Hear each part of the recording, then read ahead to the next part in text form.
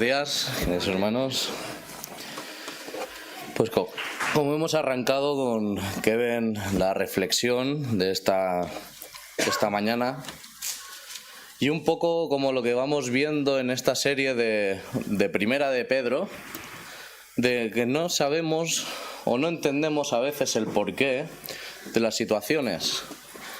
Aquí estábamos hablando en Primera de Pedro de aquellos cristianos que tuvieron que salir de la dispersión por causa del Evangelio, por haber aceptado a la persona del Señor Jesús. Y hay veces que no entendemos por qué Dios permite esta serie de cosas que traen a nuestra vida. Por opresión, vemos a lo largo de la carta, de siervos, someteos a vuestros amos. Y vemos situaciones complejas y complicadas fuera de la cultura, fuera del país, fuera de donde estábamos cómodos. Y es la situación en la que se encuentran estos creyentes aquí. Y hoy nos toca la última parte, la conclusión. Y como bien Dani ha apuntado, ¿no?, la motivación de Pedro al escribir esta carta. Si me acompañáis al versículo 12, nos dice en la segunda parte: os he escrito brevemente, amonestándoos y testificando que esta es la verdadera gracia de Dios en la cual estáis. Y es el motor el que impulsa a Pedro a escribir, ¿no?, esta carta, a amonestar, a animar, a confortar los corazones de aquellos que habían tenido que salir. Y vemos que esta es la gracia en la cual estáis.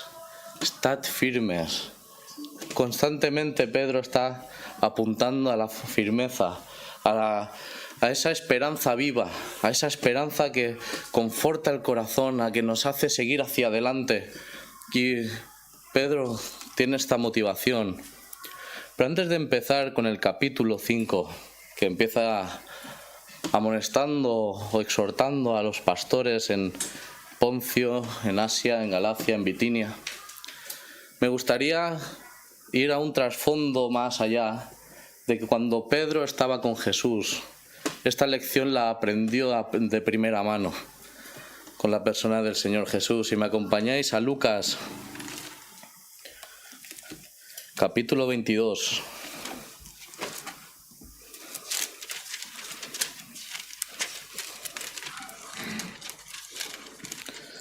Versículos 31 al 34.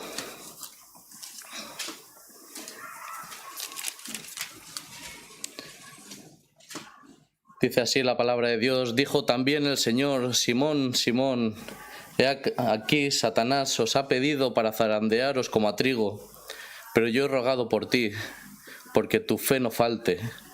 Y tú, una vez vuelto, confirma a tus hermanos. Y él le dijo: Señor, dispuesto estoy a ir contigo no solo a la cárcel, sino también a la muerte. Y él le dijo: Pedro, te digo que el gallo no cantará hoy antes que tú me niegues 3 veces que me conoces. Vemos el corazón de Pedro, ¿no? Si es necesario ir a la cárcel, sino a la muerte. Pero si me acompañáis a Juan, capítulo 18.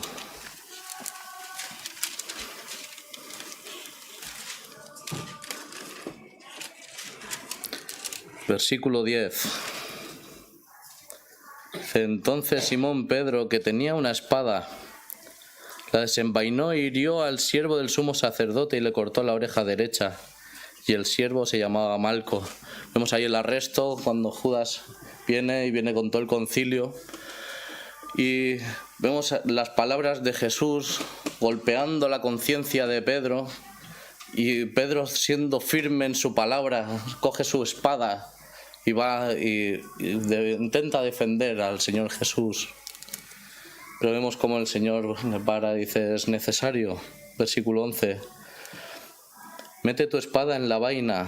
La copa que el Padre me ha dado, ¿no la he de beber? El Señor Jesús sabía cuál era su cometido en esta tierra. Y era beber esa copa de ira. La copa de que todos nosotros merecíamos beber por nuestros pecados. Y el Señor Jesús vino con ese propósito de beber la copa de la ira del Señor Jesús por todos nuestros pecados y de toda la humanidad, para que creyendo en su nombre tengamos vida y vida eterna, esa esperanza viva que nos habla Pedro. Pero más adelante, en los versículos 25 y 27, nos dice: uno de los siervos del sumo sacerdote, pariente de aquel a quien Pedro había cortado la oreja, le dijo: ¿no te vi yo en el huerto con él? Y negó Pedro otra vez, y enseguida cantó el gallo. Y aquellas palabras del Señor Jesús les trajo a esa memoria de que antes de que el gallo cantara, a lo largo de esa noche, Pedro le iba a negar 3 veces.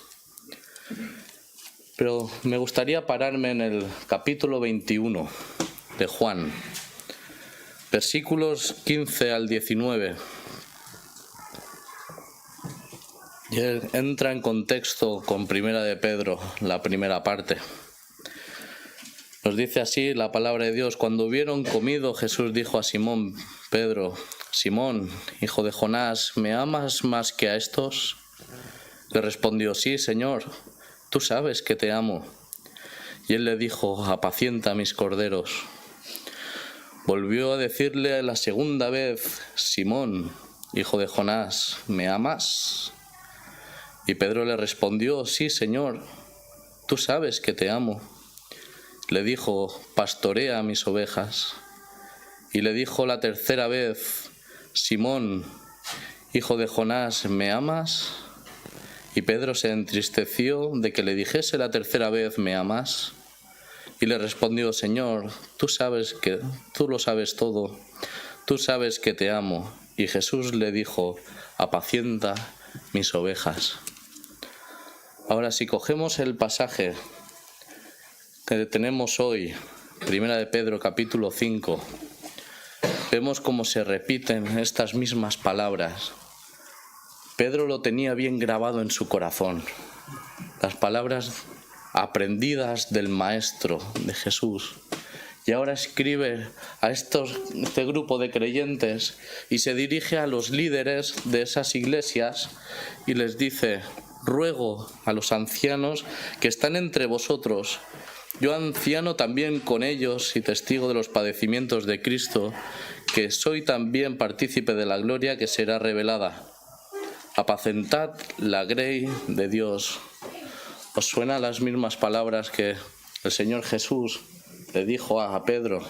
Y Pedro está comunicando las mismas palabras a estos pastores, a esos líderes, a esos ancianos en esas iglesias de la dispersión. Pero vemos como Pedro no se presenta como ese apóstol, con ese ímpetu que tenía, con ese impulso, sino: yo anciano con vosotros. Os estoy escribiendo con esa autoridad de apóstol, pero a vosotros, ancianos, soy partícipe con vosotros de apacentar la grey de Dios. Y ahora va a decir 3 cosas que dice: cuidando de ella no por fuerza, sino voluntariamente, no por ganancia deshonesta, sino con ánimo pronto, no como teniendo señorío sobre los que están a vuestro cuidado, sino siendo ejemplos de la grey. Y vemos esas 3 cosas que deben de estar grabadas en nuestros corazones: de apacentar la grey de Dios, la grey, esas personas salvas por la gracia de nuestro Señor Jesucristo, aquellas que han aceptado a Jesús como su Salvador personal, pertenecen a Dios. Esas personas que están a cargo apacientan las ovejas de Dios, no las de uno propio. Por eso dice: no teniendo señorío. Por eso dice también: voluntariamente. Nos habla también en Primera de Timoteo 3:1: palabra fiel, si alguno anhela obispado, buena obra desea. Pero la anhela, va a dar su vida por la grey, por dar a conocer la persona del Señor, para guiar, para exhortar, para disciplinar, para empatizar, para aconsejar. Va a dar todo de su tiempo y su esfuerzo y su energía en poder apacentar la grey del Señor. Primeramente, ¿qué es un anciano? El anciano son hombres maduros, de carácter cristiano, que han sido capacitados por el Espíritu Santo para proveer liderazgo espiritual en una congregación. Son usados por Dios para llevar a cabo el liderazgo espiritual. Pertenecer a una grey debe tener nosotros apacentar, a buscar a Dios. Y como hemos titulado la predicación de hoy, es persiguiendo a la humildad. ¿Y cuántas veces tenemos que negarnos a nosotros mismos? ¿Cuántas veces tenemos que buscar con diligencia esa humildad y no dejar el ego que salga en nosotros, que ese ego que destruye, sino vemos como Pedro les está diciendo: apacentad, cuidad las ovejas? Se habla no por ganancia deshonesta. Y hay mucho peligro hoy en día sobre las ganancias deshonestas. ¿Cuál es el del líder?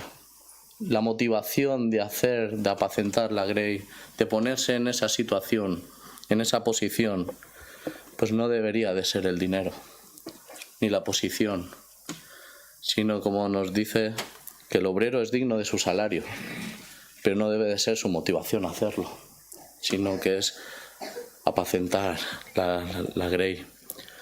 La raíz de todos los malos, ese es el amor al dinero. Y es aquello donde ambicionamos a tener más, a posicionarnos en esta tierra, y debemos de cambiar ese prisma y poner los ojos a la persona del Señor Jesús, que vino a buscarnos individualmente a cada uno de nosotros, donde nos ha puesto una posición en Cristo, donde esa esperanza que no se pierde, sino que es viva, que es sin mancha, inmaculada, inmarcesible, que no perdemos la salvación, sino que pongamos esta vida pasajera, aunque tengáis que padecer un poco de tiempo, lo veremos más adelante, pero no pongamos nuestro afán en las riquezas. Nos habla también de no teniendo señorío sobre los que están a vuestro cuidado, sino siendo ejemplos de la grey. ¿Qué es lo que te motiva a estar en el liderazgo? ¿Tu deseo de poder, de toma de decisión, de que te sigan? ¿O el impacto que ejerce tu vida sobre los que te siguen?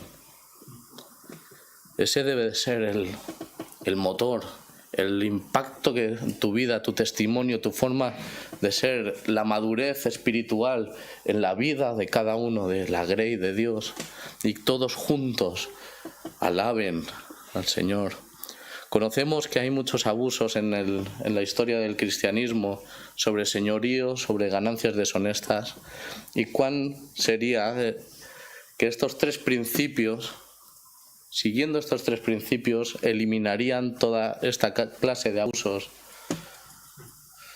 cuidando de ella no por fuerza, no por ganancia deshonesta, no teniendo señorío sobre los que apacentáis? Y qué bueno es, en el versículo 4, la gran recompensa que se tiene. Y cuando aparezca el príncipe de los pastores, vosotros recibiréis la corona incorruptible de gloria. Al que al mucho se le demandare, mucho se le juzgará. Como hemos leído en primera de Timoteo, el que anhela obispado, buena obra desea, pero tiene una gran responsabilidad, y es ser ministro a toda la grey, de ser esa antorcha que va adelante, que acompaña, de saber simpatizar, aconsejar, reprender, amonestar, enseñar, disciplinar y advertir, para que no se desvíen del camino, como más adelante Satanás va a venir y va a acusar, va a intentar oprimir, va a intentar apartarnos, desanimarnos. Y ahí está ese liderazgo para ver, para supervisar en enseñanza, en oración, a toda la grey de Dios para que no se desvíen, sino que se haya un impacto en sus vidas. Por eso debemos de perseguir la humildad, porque no es lo que nosotros hayamos hecho, porque todo lo ha hecho Dios por nosotros, y es nosotros en instrumentos en manos de Dios que podemos ser útiles a Él. Por eso ahora va a cambiar de tema y va a dar el principio de: igualmente, jóvenes, estad sujetos a los ancianos y todos sumisos unos a otros, revestidos de humildad, porque Dios resiste a los soberbios y da gracia a los humildes. Desde el principio, desde el pueblo de Israel, le dice: dura es tu cerviz, no haces caso, se te da todo y aún así tú haces lo que tú quieres. Y vemos ese principio de cabo a rabo de la Biblia. Y Dios resiste a los soberbios, pero da gracia a los humildes. Y este es el principio que debemos de guardar en nuestro corazón, de buscar esa humildad de todo nuestro corazón, y cuando salga ese ego, de poderlo visualizar y apagarlo. Con la gracia de Dios, nosotros eso no lo podemos hacer, sino que es Dios quien obra en nosotros a través de su palabra y de la oración. Pero se dirige a los jóvenes. Jóvenes, tened por sumo respeto a aquellos dirigentes, a aquellos pastores, aquellas palabras que se os pueden decir, y guardarlas en vuestro corazón, porque eso va a tener un impacto en vuestra vida. Como Josep decía en la reflexión cuando él compartía, de hay muchas veces cuando somos jóvenes que tomamos decisiones sabiendo que yo sé las cosas, que no me voy a mover de mi decisión, de que este factor que se me está avisando de que me puede afectar, a mí no me afecta. Y pasan los años y ves como esas palabras, si hubiéramos atendido a lo que los pastores o los líderes nos habían dicho, no hubiéramos sufrido lo que por nuestras acciones y nuestras decisiones determinamos en nuestra vida. Por eso, jóvenes, sujetaos a vuestros ancianos, porque ellos apacientan, ellos os guardan, ellos buscan vuestro bien, no os quieren encajonar, sino buscan que busquéis a Dios con todas vuestras fuerzas. En otra parte de la Biblia dice: jóvenes, vosotros habéis vencido al maligno, vosotros tenéis la fuerza, vosotros escuchad con humildad la voz de los pastores. ¿Qué nos dice el siguiente? Estad sujetos a vuestros ancianos y todos sumisos los unos a los otros. Y vemos ahí el ejemplo de Jesús. El Señor Jesús reprendió a fariseos, a escribas, fue sanando, sirviendo unos a otros, pero Jesús se arrodilló y limpió los pies de sus discípulos. Bien, esto de los estados, la típica foto, no sé ahora exactamente lo que decía. Si nos sirviéramos los unos a los otros, invirtiéramos nuestro tiempo en servirnos los unos a los otros, no tendríamos tiempo en criticarnos los unos de los otros. Me llamó mucho la atención de cuántas veces unos a otros debemos de revestirnos de esa humildad y unánimes en espíritu, en un mismo sentir, busquemos las cosas de Dios, lo que dice su palabra, cuáles son sus directrices. Todo es para nuestro beneficio. Nos dice: amarás a tu prójimo como a ti mismo, en Levítico y en Mateo. En Filipenses 2, versículos 3 y 4 dice: no hagáis nada por contienda o por vanagloria, antes bien con humildad, estimando a cada uno a los demás como superiores a él mismo, no mirando cada uno por lo suyo propio, sino cada cual también por lo de los otros. Nada hagamos para nuestro beneficio, sino para el beneficio del otro. Y aún es más, pone como su posición por encima nuestra.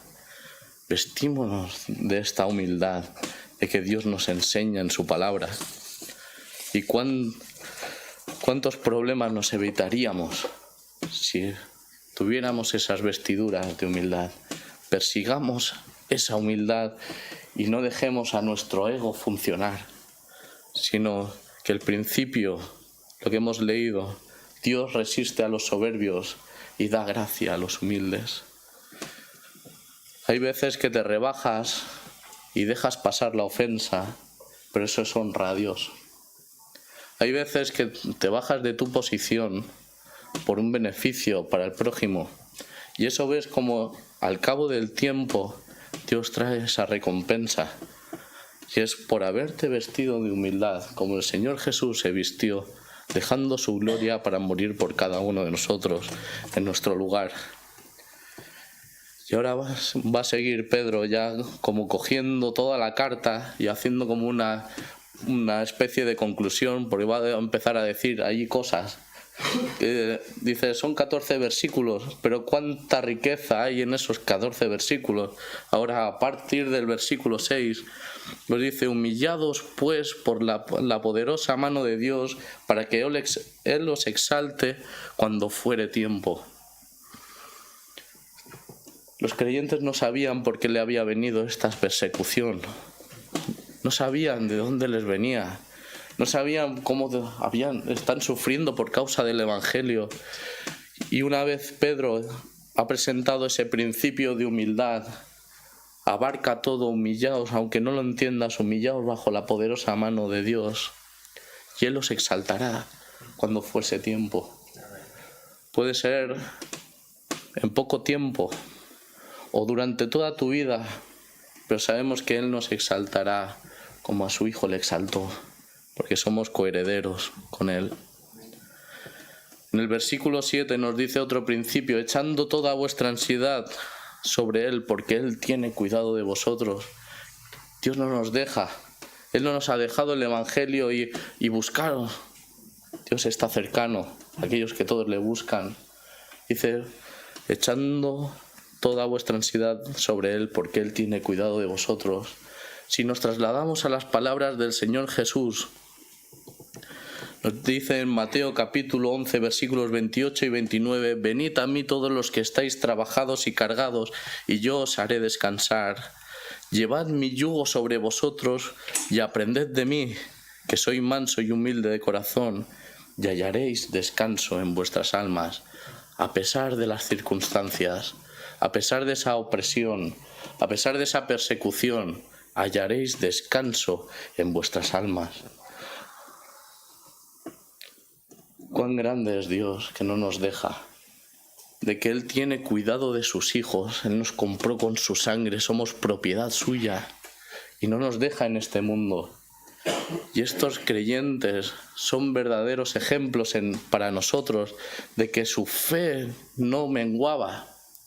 Y Pedro les exhorta y les apunta a esa esperanza viva y a ese cuidado de Dios continuo en nuestra vida. Y ahora sí, dice, sed sobrios y velad. Tened los ojos abiertos, porque no debemos de ignorar de que hay un enemigo ahí fuera intentando apartarnos de ese camino, de esa esperanza, de esa fe, de que esa fe se apague.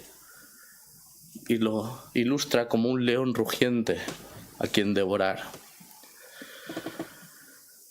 Cuando en época de pandemia hubo un vídeo que se pasó a la iglesia, creo que fue nuestro hermano Santi, aparecía una orca, aparecían unas hormigas, aparecían varias cosas, y era, si la iglesia está unida, el enemigo nada podrá hacer.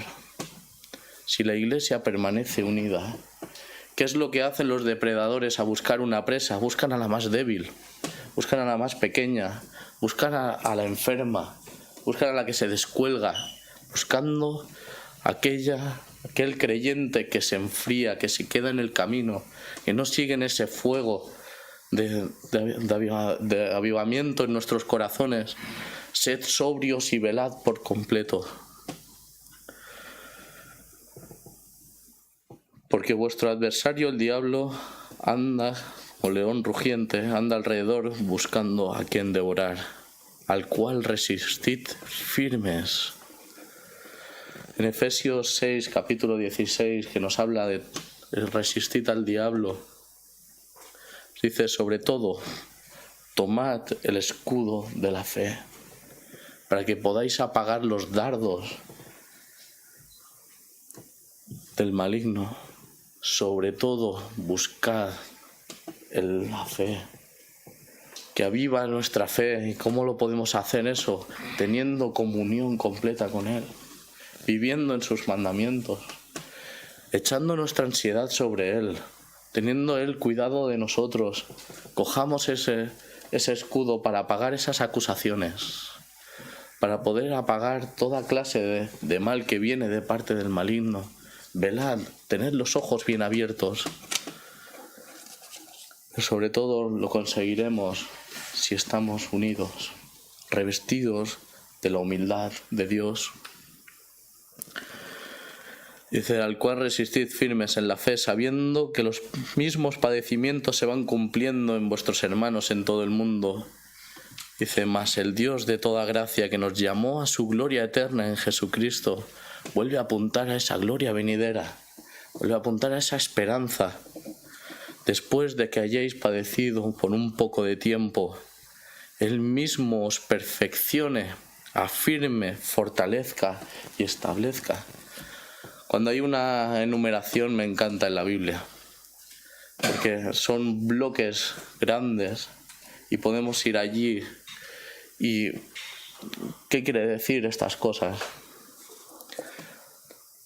Él mismo, cuando nos manda la prueba, Él mismo nos perfecciona. Está todo relacionado con el carácter cristiano. Que el que comenzó en vosotros la buena obra la perfeccionará hasta el día de Jesucristo, y Él os perfeccione y nos trae esa prueba donde hay rasgos del carácter que debemos de ir puliendo, y Él nos va perfeccionando hasta aquel día, hasta la plenitud de Cristo. Nos afiance. El sufrimiento hace que el cristiano sea más estable en base a la opresión, a la persecución, más capaz de tener un buen testimonio y de resistir bajo presión. Dios mismo os fortalezca. En la persecución, Satanás trata de debilitar y de desanimar, pero la prueba hace del efecto contrario, nos fortalece para persistir y continuar. Y establezca. Dios quiere que cada creyente esté firme, bien plantado en Cristo. Como en el capítulo 2 nos hablaba de ese fundamento que era Cristo, desechado por los constructores, pero ahora ha venido a ser cabeza de ángulo, y nos establezca en Cristo, plantados allí. Y esto es lo que trae la prueba, hermanos. Trae mucho dolor, trae preguntas, trae todo, pero el beneficio es acercarnos más a aquel que nos llamó de las tinieblas a su luz admirable. Y cómo no cae en esa doxología de Pedro: a Él sea la gloria y el imperio por los siglos de los siglos. Amén. A Él le pertenece todo, toda la gloria. Nada es nuestro si no lo ponemos en ministración para Él. Y ya acabamos con lo que hemos empezado. El motor de que Pedro les escribe para amonestarlos, pero me llama mucho la atención aquellas personas que aparecen allí de la Biblia de pasada. Por conducto de Silvano, se dice ser de Silas, aquel compañero de Pablo que estuvo encarcelado en Filipos, a quien tengo por hermano fiel.